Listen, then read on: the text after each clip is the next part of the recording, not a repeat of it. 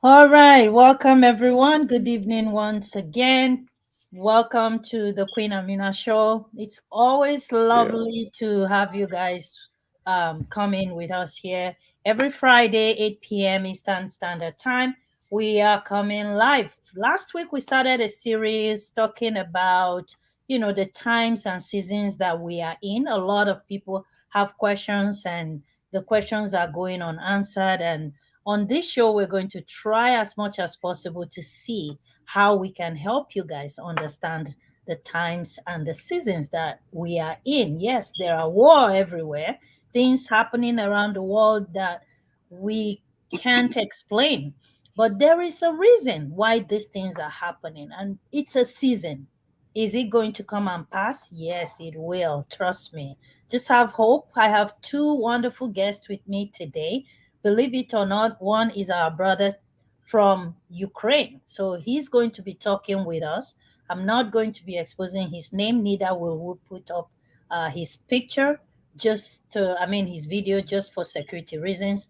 And the second guest is our wonderful convener of the Open Nigeria, one that has been fighting for Nigerians, especially the youth of our country. Once a presidential candidate, aspiring presidential candidate, but I'll let him talk to you while I bring him up. So you guys just hang in there. If you're just joining us for the first time, make sure you subscribe to our YouTube channel, follow us on Instagram, and share the video. If you have comments, please put it on, and you have questions, post it. We would respond to you. Welcome, Mr. Ajaja.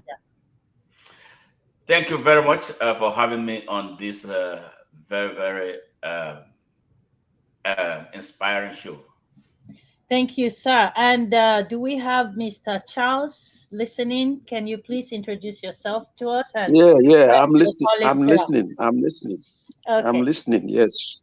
Please introduce yourself a little bit. Tell us where you're calling from. You don't need to mention the city, but just the country. You mean me? Yes, sir. Yes, I am in Ukraine, in a city called Poltava, and Okay. Poltava is a region. We call it Oblast. Yeah, Poltava Oblast. It's a region. Okay. Yes, And it's how are about. you? Go I ahead. am fine. I'm very fine. You were about to say something. You said it's about. It's Poltava is 5 hours by bus to Kiev, and Okay. 2 hours by bus or train to Kharkiv. So we are the center. Okay. Relatively, this place is calm. No more, no fighting here yet. That's why we are safe. So Okay. once in a while, when there is a siren ringing, we go underground to hide ourselves. When you say underground, means like a basement of your house. That is, I am in the hostel. So they have underground with beds, everything. So when you run there, in case of bombing, you will be Okay. safe. Yes. Okay. And you are not willing to go out of that place to go back to Nigeria or go to a different country. No, no, I'm planning. I'm planning to leave because the thing is getting so serious. Recently in a place they call Mariupol, Mhm. they bombed children and women. Oh my Children hospital, women hospital, pregnant women. So we don't know what is happening. Everybody is scared. Now they are attacking civilian population. Imagine women who are in their ward, pregnant women, God. children. They flatten the hospital with their missiles and their bomb. So we are following everything. So we too, as foreigners, most of the foreigners have left. In my hostel now, we are only about 3 Africans left. Two Nigerians, that is my including myself, and one student from Cameroon. Some of them cannot leave because they don't have money. So when we leave now, we go by train to the border. Like me, I'm planning to go to Romania because I have contacts there. Uh, so many Nigerians have gone. Some went to Poland, Hungary. Okay. That these are the neighboring countries they border Ukraine. So they run to that place. Many Ukrainians too are flocking into that place every day. Okay. So we are now waiting. Maybe by the grace of God, next week, I may be making my own move because we don't know what is going to happen because we don't know when this war will end. Because Okay. the Russians, the condition they are giving the Ukrainians is something they cannot meet easily. And with all this killing, United Nations is just watching. Everybody's watching. They are destroying people, killing children and women, destroying hospitals. So we don't know what is happening. No. How No, go ahead. Go ahead. I wanted to ask, do you guys have humanitarian help, or is it just bogus things we're seeing online? it's coming. It's coming from United Nations. People come. People from other countries, they come. Even there are some humanitarian group in Ukraine. They organize. They are helping them also to take care of people, people wounded, people, women and children. You know, help them. They help them to the border to escape. There was a time they made a ceasefire to allow people to run, escape to the border and as refugees, but Russian break the ceasefire by attacking. So everybody start running helter skelter. So how easy it is for you guys that want to leave right now on ground? How easy it is for you guys to leave the country? If I want to leave, I will go by train to one of the borders, either Romania border, Poland border, or Hungary border. I will go there. From there, they will allow you in because you are coming from Ukraine. They may even give you visa. Then you stay. Then from there, you find your way. Either you go back to Nigeria or you go back to you go to another country. Okay, So Mr. like me now, please. I'm not planning to go back to Nigeria. So I'm planning to That's what I'm maybe, interested in. Like you said, you're not planning to go back to Nigeria. Why is that? Nigeria is your country.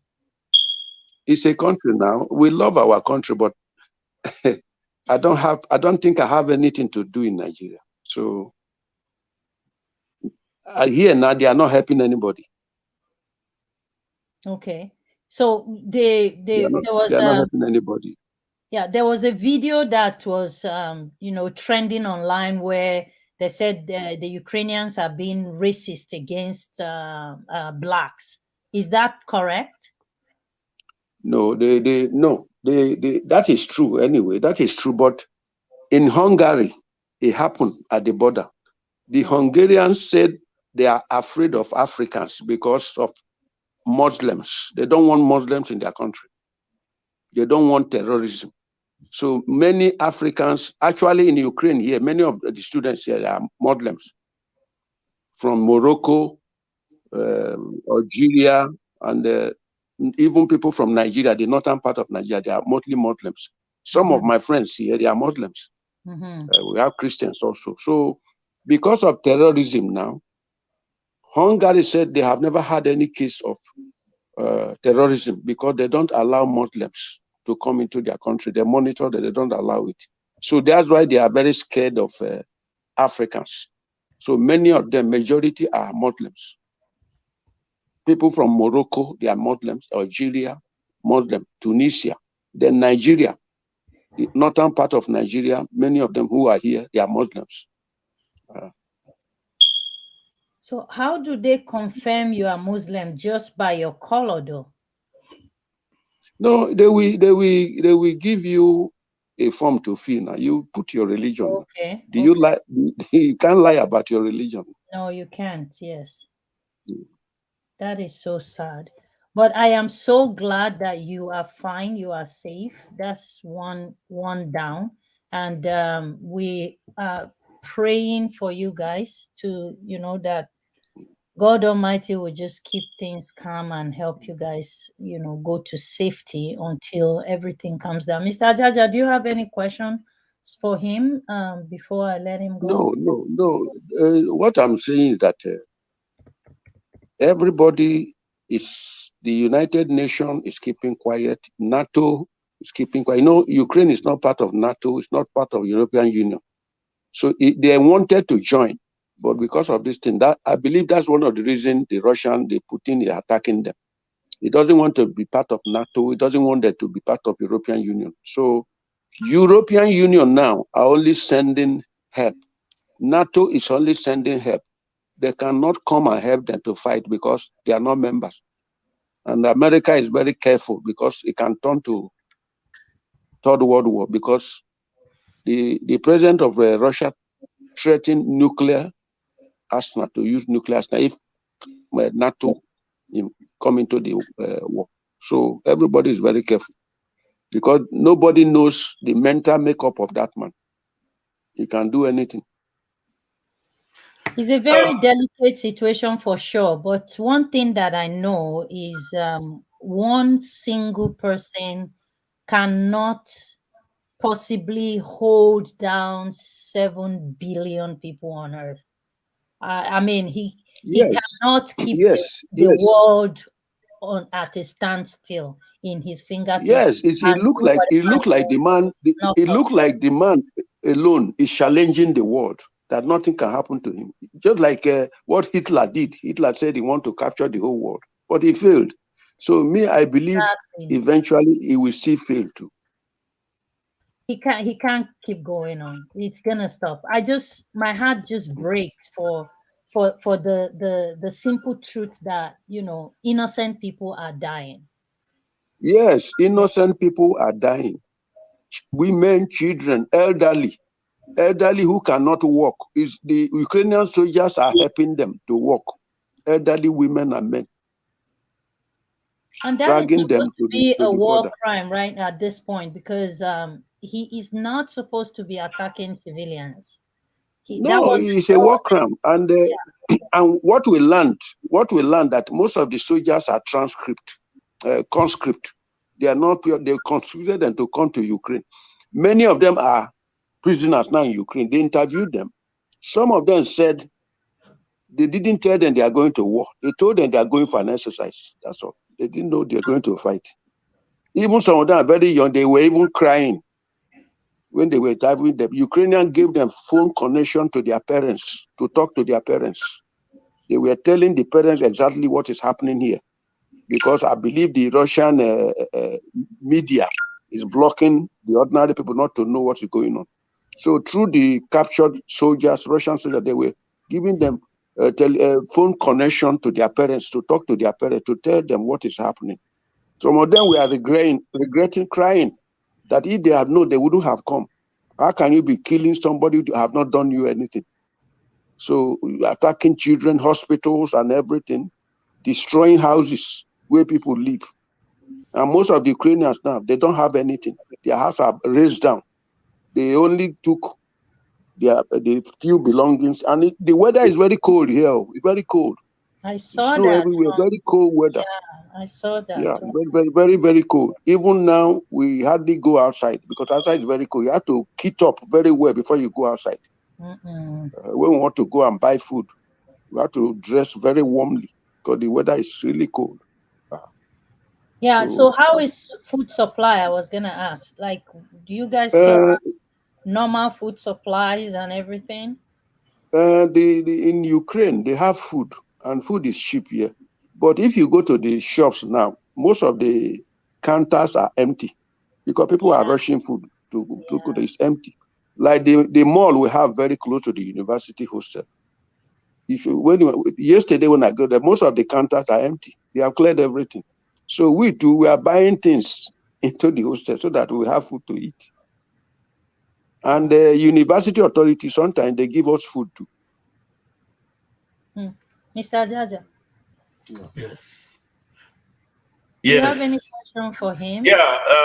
The only question I have, because there are Nigerians who are calling asking him they want to have a better understanding of what is central to this hostility. That is, they want a baseline information about what the cause of this war is. Is there any way you can give us an insight, sir? How it started? Yes. Hello? How it Yes. started? Yes. Yes. What caused it? Yeah. Why? Why is this? Why is this hostility going on? What we feel, just okay.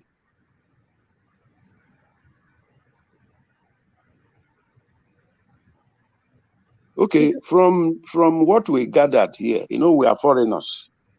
Yes. Ukraine want to join NATO and European Union for their own security because they were formerly Eastern Bloc, former Soviet Union. They got their independence just 1991 when the Soviet Union collapsed. So most of the blocks, Eastern Bloc, are part of NATO now, NATO and the European Union. So they too feel they have to join. But Putin now said for security reason, for the security of Russia, Ukraine is so close to Russia. They have the same border. And they were used to be one, very close. Some of the Ukrainians have relations in Russia. Some of the Russia have in Ukraine. So he doesn't want Ukraine to be part of NATO. He doesn't want the NATO armed forces and their weapons to be just at his doorstep. So he is scared too. He doesn't want it. So he said he's ready to destroy Ukraine instead of Ukraine joining NATO. So suddenly, what right does he have though? Like, if you don't want Ukraine to join NATO, shouldn't that be a sit down on a round table dialogue kind of a thing? Should lives be lost in numbers? they have been trying to dialogue, but it's not working now. Okay, for example, in 2014, he annexed Crimea. Crimea part of Russia. Nobody said anything. United Nations did not do anything. Nobody did anything. They left him. He annexed a whole section of Ukraine, Crimea, and took it as part of Russia. And everybody kept quiet under the president of Obama at that time. Nobody did anything. United Nations did not do anything. So now he gave two extremist states in the south fighting for their own freedom. He gave them independence alone without any other country. Now maybe he thought he can enter the whole of Ukraine and just walk over Ukraine and take over Ukraine too, or change the government and put somebody who will be loyal to him. That's what he wants. But Ukrainians have tested freedom. They are ready to die than going back to Russian Federation. So Ukrainians are pro-West. They are pro-West. They are practicing democracy and they love democracy. They love their freedom. So they want to fight for their freedom. That's what they are doing. That's why you see that the military are so much, and their president, Zelensky, is a Jewish person. He's from a Jew. So since he came, Ukraine began to change. So he believes in democracy.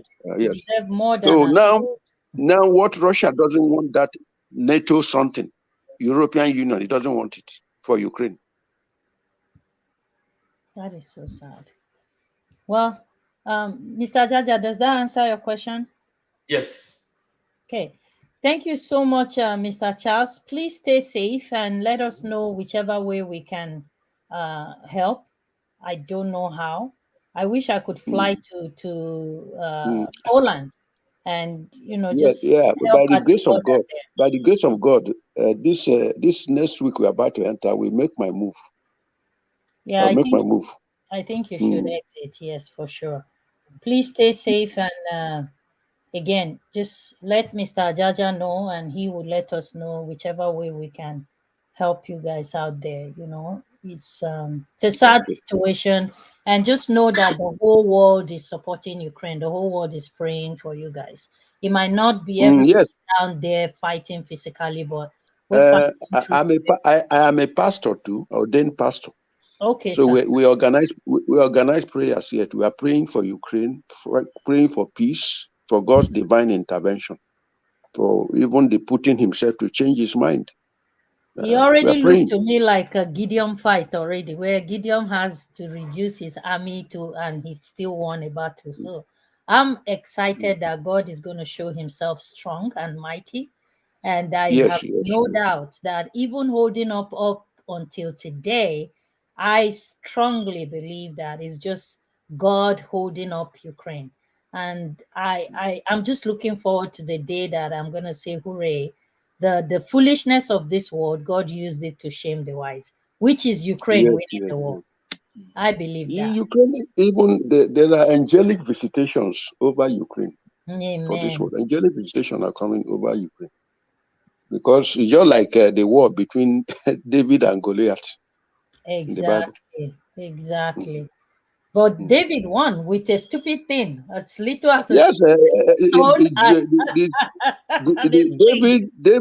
David was a king under the law, and Mhm. Zelensky is a Jew, still under the law. He had not accepted Christ. That's the only difference. But Mhm. we now, who are believers, we came in through the blood sacrifice. So the blood sacrifice of Jesus Christ as Christians. Christians are the church of Jesus Christ, and every Christian is a son of God, a child of God. Mhm. But the Jews now they are now accepting Christ. Even many of them in Ukraine, there was evangelists that accepted Christ. And now there's a place they call Odessa. Mhm. 3/4 of the people there are Jewish origin. Israel has come to carry many of them back to Israel before Wow. this war started. Yes. Wow. So it's like David and Goliath. Yeah. Zelensky look like David, and Putin look like Goliath. But David Because won the battle. That's the most yes, and now that's if going to happen. he will win because Amen. everybody is praying for them. They will win. They will Amen. win. But Amen. now the president of Russia look as if he's frustrated. He didn't expect the resistance from Ukraine like this.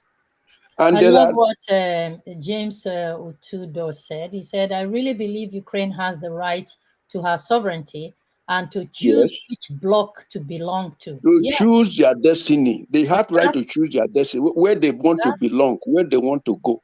And Absolutely. now another danger here.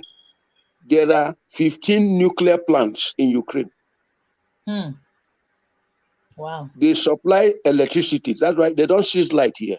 And one of them now, two of them now are in the hand of the Russians.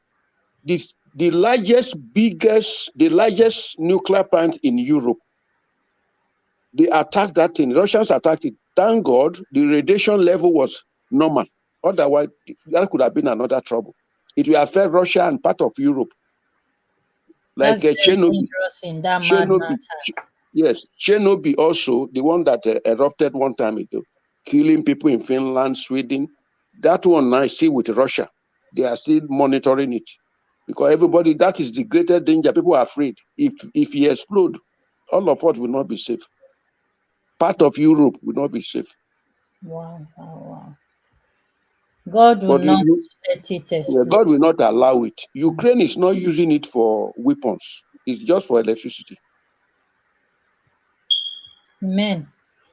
God is going to help calm this situation down. Yes, And now with all the shelling and everything, when they examine it, the radiation level was normal. It did not go beyond normal. That would have been a terrible thing. It was hmm, normal. So they had to put it under protection. They sent nuclear engineers to examine if it is okay. okay. Okay. Yeah. So the most of the Nigerian students, all those young people there, they've existed. There's no schooling going on, and all those people are safe. I heard our president had sent some funding Yes, they to sent evacuate. about 700 and something of them got to Abuja Okay, with the that's plane they sent. But not all of them want to go back to Nigeria. okay. Those who left, most of them are Muslims. Oh, okay. Yes, the Hungarians, and they say they don't want Muslims in their place. Most of them are Muslims. They come from Morocco, Algeria, and northern part of Nigeria. I have so many of them are friends. They are all Muslims. Okay. And Okay. they are back to Nigeria, many of them. Okay. Well, again, thank you so much for your time. I know it's really early hours of the morning, your time there. Mm. So we're going to let you go back to bed. And thanks for your time, sir. Yes, yes. Thank you. God bless you. God bless you. You as well. God bless you, sir. Mm. Thank All you right, for the take care, my opportunity. brother. Yeah. Thank Yes. you. Bye. All right, that was the voice of Mr. Charles from what was the name of the village again? Kiev? Whatever. Whatever. Poltava. Poltava, Yes. 5 hours away from Ukraine. He explained that he was safe and he's still safe and he's planning to leave Ukraine. That the situation on ground is not pleasant, but in the neighborhood where he is, they're in a hostel. And when they hear bombs, they would go underground just to remain safe. So for now, they are okay. So just continue to hold them up in prayers. And all those fake news going around that Ukrainians are being racist against Black people and all of those stuff. I think it's just about time we find mercy in our hearts so that we are able to just, support people genuinely instead of becoming biased. There's racism everywhere. Mr. Jaja, am I lying? There's racism everywhere. Yes. Yeah, we Yes. experience it daily, everywhere, even racism in your own country, Nigeria. Oh yes. We're racist against each other. So I don't know what we're talking about. Anyways, we're gonna go a little bit into our second segment for today with Mr. Smarta Jaja. Um, Pastor Samuel Chukwu, all the way from Philippines. Hello, sir. Thank you for joining. So with all this, there is consistent power supply, but in Nigeria, no war, no natural disaster, yet no power supply. Who do Nigeria? Who do Nigeria? Mr. Sam, we are waiting for people like you and me to go and change the Nigeria that we want to Nigeria. That's why you see, Mr. Charles said he's not going to Nigeria. Mr. Jaja, what do you say to that? I Well, think he's still on. I'll bring him back on if he's still available. He can still continue to chat with us. So he said he's not going back to Nigeria. Somebody said no war, no natural disaster yet, no supply, power supply. Who do Nigeria? We enjoy cheap electricity, cheap telecommunication, internet, because there's Wi-Fi everywhere. In my room, I have my own Wi-Fi. So you can't afford this in Nigeria. We have light 24 hours. They don't see light here. So food is cheap. Food is very cheap here. Even the Ukrainians export food now, wheat, even to Israel and to many parts of Europe, even to Russia. So they are good agriculturists. So they have all this. It's just this. What is happening now is political. It's political now. Joining NATO or not joining NATO, joining European is political. But for me, that's not enough to start killing innocent people, start taking people's life, destroying billions of property. The Russians is a authoritarian government. It's called Russian Federation. It's not really democracy. Mr. Putin has been appointed to rule Russia for till 2036. Eh? You call that democracy? Oh, that one don't pass, be careful. So if nothing happens to him, he will be there to 2036. Yeah, but who authorizes life after 1 minute, the next minute? Only God. They have their oligarchs, people who back him, rich people, and some local politicians who back him to keep him in power. Yeah. Like, for example, now what I read, he doesn't have complete access to the nuclear arsenal of Russia. There are people who he will consult before using them. He cannot just on his own as president use it like that. Some of the military chiefs are there. He had lost 3 generals in Ukraine, 3 army generals, and some lieutenant colonels. People who fought in Syria, they didn't die. They came to Ukraine, they lost their life. Ukrainians are very strong people militarily. If you leave them, they will do what they are strong people. They were the backbone of a Soviet Union before it disintegrated. They were the backbone. When they disintegrated, 8 nuclear submarines were removed from Ukraine back to Russian Federation. They signed an agreement that they will never attack Ukraine, and now they are breaking it. 8 nuclear submarine. That is so sad. So you have the nuclear engineers in Ukraine. They are here. They can even, that nuclear arsenal they are talking, they can do it if we are pushing. But they don't have that plan. All their nuclear plants are used for peaceful means, electricity. That's what they are using it for. And agriculture. Wow. Well, thank you so much for the information again. Mr. Jaja, what do you think Nigeria stand to learn from this war between Ukraine and Russia? Do you think there's any lesson there for Nigerians to learn? Yes, because to me here, I see a lot of patriotism among the Ukrainians. Do you know that Ukrainian celebrities in US are coming back home to carry gun to fight for their country? The former heavyweight boxing champion is a mayor of Kyiv. He's carrying gun. His brother is carrying gun. The current heavyweight champion who beat Joshua at one time, he came down from America and put on army uniform. He's carrying gun. They all want to fight for their country. They love their country. They love their people. Even the wife of the president is on camouflage uniform, carrying machine gun, like the husband. Wow. So I have not seen that sort of patriotism. It's not in Nigeria. If it had been Nigeria, if the America offered him safe passageway with aircraft to take him out of Ukraine, he refused to leave. No, he said he doesn't need a ride. No, he doesn't need them. He need a weapon to fight. He said he does not need a ride. I love that man. Oh my God. How can he run away from his own? He's an amazing leader. He deserves more. He's an amazing leader. I love him. He's patriotic. Ukrainians are patriotic. Yes. Some of them were using their bare hand to hold Russian tanks, not to move.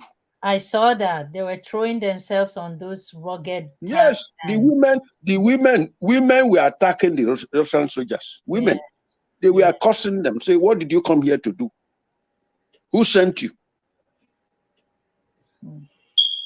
Interesting. So, Mr. Jana, what is your take on all of this? Yeah, my take on this. So, as it affects lessons to be learned by Nigeria, if they will, actually, based on the type of leadership we have there, if they will learn anything, is the compelling need for the country to fix its educational system. Number one, to fix its economy, to make life easy for every Nigerian, so that there will be no need for the migration of Nigerians to the extent that they are trapped the way our brother is, and thousands of Nigerians who are there. And looking at what they are saying, you heard him what he said, that he doesn't want to go to Nigeria because there's nothing for him to benefit. I mean, that is serious. It's very sad to hear a Nigerian say don't want to go back to Nigeria. Just it's sad, because if our country is good, we will go back home anytime. Yes. You know, when you look at this situation right now, it makes me to begin to think that, let's say one day in Canada here, the Canadians said, okay, you know what, Queen Amina, you and your family, you are Canadian citizens, but not by birth. So your country of origin is Nigeria. We only want Canadians by birth to remain in Canada. Where am I going to go? Back to Nigeria, because that's originally where I'm from. Now, if that place is not ready, how will I go back there? How would you go back there? And then somebody would say online, and so, yeah, why didn't you go and fix it? Well, we tried, and we continue to try even from outside here. We never kept quiet. So what do you see as the future of, you know, this particular times and season that we are going in? What do you think coming out of this? Because whatever is happening in Ukraine, believe it or not, is affecting the whole universe. is affecting the whole world, including Nigeria. So, what do you think would be one of the lessons that Nigeria will say, okay, at this time, this is what is going on? Let us look at that to see how expensive this war is, how destructive this war is, that we would protect against our country so that we don't fall into any sort of, Christian and Muslim war or tribal war or political war or war of any kind at all. Because believe it or not, there's a lot of different kinds of war going on in our country and around the world today that are not being mentioned because they are not physical machine gun war killing each other, but there are more deadly war going on the ground, personally emotional wars that people are gone mental because of trying to understand the times and the seasons. So my Well, question to you is, what do you think that Nigerians should take out of this so that they don't get into anything like this? well, this is the reason why you and I and a lot of other Nigerians in a patriotic coalition have been talking about open Nigeria. I believe that if Nigeria was open or is open, we won't be in the type of tragedy of leadership and followership that has put the country on the pathway to total destruction. But it is not too late. I'm sure you are aware now that the universities in Nigeria are all shut down. And you may want to ask a question, why there are so many Nigerian students abroad? At the time we grew up, only people who were not doing well academically in Nigeria were those who traveled abroad because their parents had money to fund those trips. But what are Mhm. we hearing today? Those who are supposed to be the drivers of Nigeria, from the political class and corporate Nigeria, are the ones sending their students, sending their children out there. And maybe a few sprinkle of those who are academically okay or whose family background have, buoyant enough to send them out. I know about this brother, how he got to Ukraine, not because he has a lot of money, but that is a story for another day. So, what are we talking about? Starting from the president, the vice president, one-time Senate president, serving governors, all have their children Father, outside thank you in the Nigeria name of going to Jesus. schools, Thank you, beloved outside Holy Nigeria, Spirit, just for as we your speak. permission to come. And they proudly put them in the front of the media, in front of barrages of cameras, you know, prison, going there to be around their children. Why the schools? Why the schools under them are all closed? Why the hospitals are all dead? Why the infrastructure in Nigeria are nothing to write home about? So I think at this moment really is another opportunity, especially happening very close to a very critical election, if that is going to happen, uh, to open Nigerians, the eyes of Nigerians about the consequences of the bad choices of leadership that they have made since the past 23 going to 24 years. It's a lot of lessons to be drawn by both those who vote uh, because they don't know the consequences of casting their votes for the wrong person, especially after they get paid for the next pot of soup. And they don't know that they are funding what is happening right now in Ukraine that has put a lot of innocent Nigerians, including these children of the so-called very rich. They are still our brothers and sisters. We are not going to celebrate their pain. That now is the moment for us to start choosing, and for those who are leading, that this is a moment for us to rethink leadership in Nigeria. That's what I think.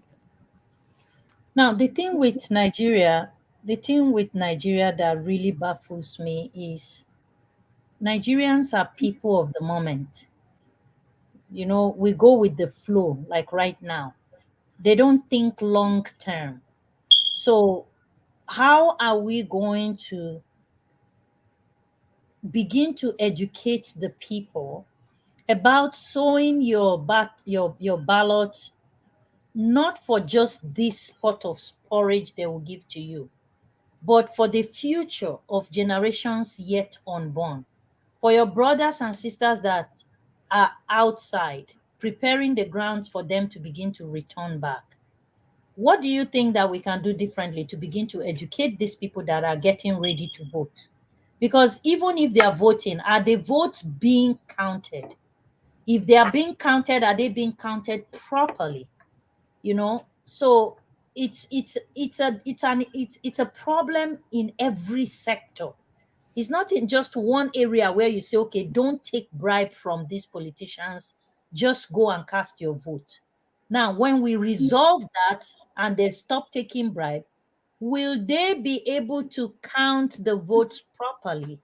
And if the votes are counted That properly, money is are the mine. votes being allocated to That the right money I claim person? for the Lord. Do you understand? So it's a big problem. It's not a one particular place kind of, let's solve this and every other problems will be fixed. No. How do we begin to tackle that? Well, it's a serious issue because, to be very candid, Nigeria is far gone, and it's going to take a lot of work, to bring Nigeria back on the path to genuine nationhood and greatness. And we're going to have to look at it from the angle of education. We are going to look at it from the angle of right now, what we need right now, especially very close to another election, which I believe is going to be worse than the previous ones, unless the people of Nigeria can really come together. The ordinary man, the man who works hardest, to feed these people who run their country aground. You see, a few weeks ago, or the past few months, actually going into some years ago, prior to the 2019 election, in which I ran to represent Delta North at the Senate, there was this clamor for the electoral reforms in Nigeria.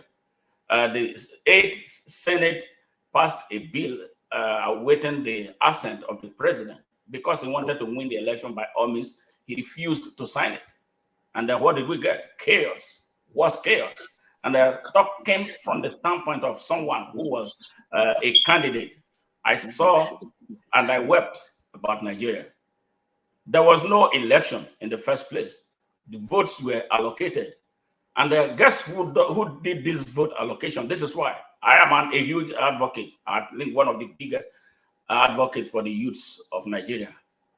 The people, the worst culprits, are the young people of Nigeria. They use them to do all kinds of things. These people are so unconscious about what the impact of their actions today will have, the ominous implication their actions of today will have on their future. They don't care. They didn't care. I saw it. It's not like anybody telling me that Nigeria does not inspire hope right now. So they went through that. The bill was not signed. And then this pressure kept on mounting. And then this night Senate passed another watered down version of the supposed electoral bill. And he just signed it a few days ago. And then he came back. He wanted to edit something out of it. Well, somehow some people managed to stand up to him on that. We are in a serious trouble.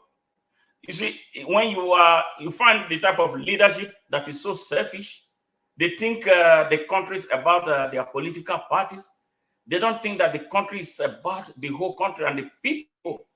So when you set this stage for this type of chaos that will benefit only one section, an infinitesimal non-sovereign entity of a country, we are sowing a big disaster that with outcome, terrible outcome is better imagined. So what I suggest that we should do, that we don't have all the time to implement what they signed right now. Unless the people, three patriots, can come together to say, we are going to make our own electoral rules. We know those who create confusion close to elections. We have to start taking care of them, starting from our communities up to the local and state level, and perhaps at up to the national level. That the moment has come for those, the silent majority, the whopping silent majority of Nigerians to come together to say enough is truly enough. And the reason why the political class has successfully held our country in bondage is because the majority don't speak. You know, if anything happens to any person who is speaking up, the whole country abandons him or her on his own. And then when it's happening somewhere, we are so our affinity to our tribes and our region and our religion is the biggest problem. You know, I told you one time, I say every time I hear people talk about North and South in a supposed united Nigeria, I get so sick, because to me it's a prayer to the devil, and the devil has been answering it. You live in Canada, I live in the United States. I'm not sure you hear politically Canadians telling you about that the president has to come from Southern Canada or Northern Canada. I've never heard it in this country. I have been fortunate to see elections holding here. Arkansas and Tennessee shares common borders. Bill Clinton was president. Al Gore from Tennessee was his vice. And no American raised their eyebrow that they were too close. It's not from the north coast of the United States. So, and then when you see people that you see, you think are enlightened, that are educated in Nigeria, come to the national television to tell you about the north, and then south. That is their tongue. I get so sick and so demoralized. But because I have a calling to do what I'm doing, that is why I'm still shouting and talking. We hope some people will get that critical mass of conscious Nigerians who will now start reasoning along our lines. We need that so urgently to turn the destiny of Nigeria to where it's supposed to be. So one thing, education is key. And where these people perpetuate this injustice, this electoral fraud, is more in the rural areas, where majority of the people are poor by the design of the elites, not because Nigeria is poor. No Nigerian is supposed to be poor. The country is not poor, but they are squeezing the people dry to the point that they don't have any choice but to just acquiesce. And that is what is happening. So all of us must roll our sleeves and be ready to go back to our villages to give the education that is needed. Where possible, all of us must become thugs, especially ahead of this critical election that is coming. And then maybe when we get the type of leadership that will set a new benchmark for leadership, followership, and public service, we will be able to start teaching government and history in our schools like it is done here, to enlighten, to make the next generation more conscious about their rights, about their right to the citizenship of Nigeria, and about their civic, moral, spiritual, and constitutional obligation to Nigeria. Because a lot of Nigerians don't know that they have all these rights and that they owe the country a duty. They think that some big people will always come, like it is with the funding of political parties. When you talk, I come from a party they recognize as small. Can you imagine? You see a poor person who cannot feed, he will tell you that even though you are the best, you come from a small party. That small party cannot win an election. I ask them, who makes these big for nothing parties big? Is it not the people? So why can't you summon the courage to come and say that, oh, we have these great people who can turn our country around in this so-called small party. Let us line behind them. So political party thing, that's another story. It's like courtism. And actually, I know in my home state of Delta State, politics, especially the PDP, sadly, I have to say, is tied heavily to courtism. If you are not a courtist, you can be one of the drivers. And if you don't belong, you don't get anywhere. So that's that. So government and history must be taught. And you see the way it is here. If you don't pass it in high school, you don't pass it from the university at your introductory level, you don't graduate. So if we do that, I think that will elevate the thinking of our young people and then make them better Nigerians. Thank you. Thank you so much, sir. One of the biggest challenges that I found is um, when you go home with a package that is going to liberate people, all your plans are professionally truncated by the elites. I've had that experience and it's very, very frustrating. So I don't know how people like me and you will be able to ever, you know, get to the majority, the mass majority of people that, like you said, in the rural areas, to be able to educate them and prepare them for this vote without interruption, because interruption of this elite that will come up and, you know, make things extremely difficult so that your good plans will never succeed, because it's like Nigerians elite, they buffet in trouble. They make money when there's problems. They prosper when there's problems. So it's like they ignite the fuel that sparks up problems. You know, when people are poor, they go give them bags of rice and they look big, you know, and they look great. You know, scarcity of gas, you know, they go and they'll deliver, you know, distribute gallons of gas in that neighborhood and they look good. May God Almighty help Nigeria. And it's just so sad. Do you ever believe that Nigeria will ever receive back her dignity, her respect? You know, that nickname that was given to our motherland, the giant of Africa. Do you think Nigeria can ever come back to take that position of becoming the giant of Africa again? Because Absolutely. right now, I tell you, we are a puppet of Africa. Nigeria cannot. If you want to talk of giants, you should be looking at what Rwanda is doing. They're amazing, you know, in technology. In I mean, like they are scaling in everything, you know. So, do you think Nigeria will be able to receive back her respect and, you know, take that position of leadership again? Yes, I believe very How? seriously about that. How? Uh, how it can be done is uh, already what we have already started. If you heard the Open Nigeria ideology is beginning to do to the minds of especially young Nigerians, it's amazing that if we follow through and write it on the national consciousness and the psyche of the Nigerian people, Nigeria will explode big time and will recover in a record time. I'm very, very optimistic about Nigeria. That's why I don't give up about the place. Well, thank you so much. I respect your tenacity and the effort and the things that you're doing around the world in the diaspora, you know, just to put our people together. Thank you so much. We're running out of time. Please tell us what just in summary, what is this time and this season that we are going through all about for you?